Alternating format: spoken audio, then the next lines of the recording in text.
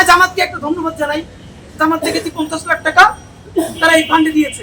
এবার বিএনপির বলবো আপনারা এখানে 1 কোটি টাকা দেন, অন্যান্য দল বলবো আপনারা 2 কোটি টাকা দেন। এই কাজগুলো করেন, ভলান্টিয়ার দেন, টাকা দিয়ে সাহায্য করেন।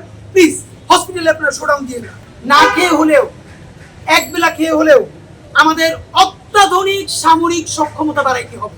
তো বাংলাদেশের রাজনৈতিক দলের কাছে একটা বিনীত অনুরোধ করতে চাই, সেটা হলো যে কোনো বিপদ আপদে আপনারা যে দলীয় প্রধান বা সেক্রেটারি সব জায়গায় যান, হসপিটালগুলোতে দেখেন আপনাদের সাথে লোক যায় 200-300। কি ভয়াবহ একটা অবস্থা হসপিটাল তৈরি হয়।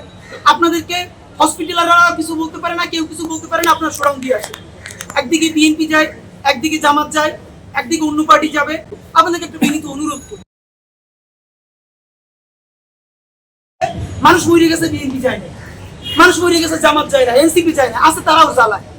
তো আমরা বরং জনতার আগে একটা অনুরোধ করি, জনতার তরফ থেকে রাজনৈতিক দলেরও বলি, এখন থেকে যত এরকম আমাদের বড় কোনো বিপর্যয় ঘটবে, ভলান্টিয়ারিং করার জন্য আপনারা বাইরে আপনাদের প্রশিক্ষণ প্রাপ্ত কর্মী দেন, বাইক সার্ভিস দেন, অন্যান্য সাপোর্ট দেন।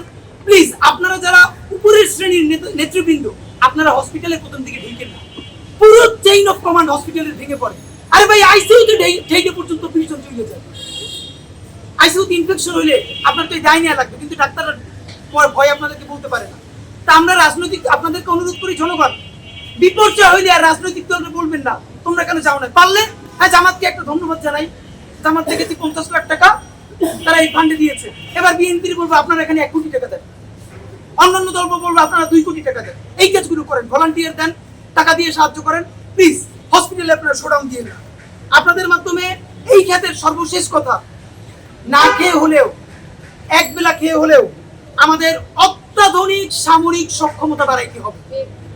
বাংলাদেশের আকাশ প্রতিরক্ষা বলতে লিটারারি কিছু নাই। আমাদের অত্যাধুনিক, আমাদের আকাশ প্রতিরক্ষা লাগবে, বিমান লাগবে, যুদ্ধ বিমান লাগবে, আমাদের নৌ প্রতিরক্ষা লাগবে।